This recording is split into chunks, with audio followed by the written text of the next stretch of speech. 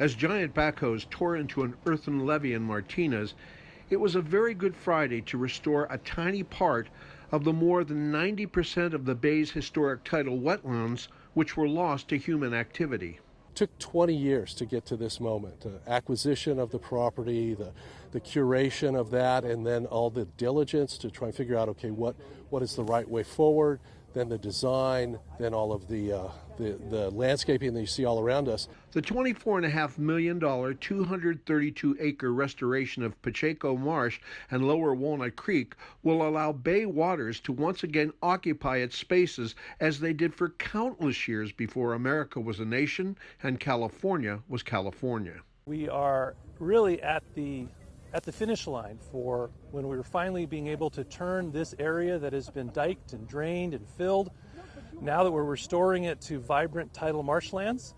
It's a multi-benefit project, so it's got wildlife benefits, flood protection, and also restoration. And on the ecological side, we actually called this site the donut hole because there's great habitat all around it. Here, at least 10 endangered species of plants and animals can thrive. And the project makes a small but important stand to mitigate some effects of climate change. So as sea levels rise, the marshes will spread onto these upland areas, so they'll be sustainable. They can also travel up Walnut Creek. With the project's 2.6 miles of trails and roads, 5 ponds, and 5 miles of tidal channels, this completes and joins the wetlands on either side.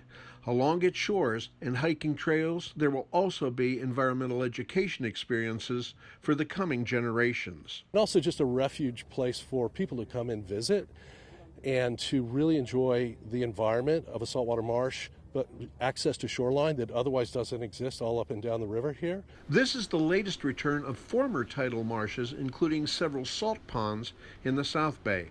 20 years ago, the shoreline on the bay was breached so that San Francisco's Crissy Field could also have its own recreational marsh. Tom Vacar, KTVU FOX 2 News.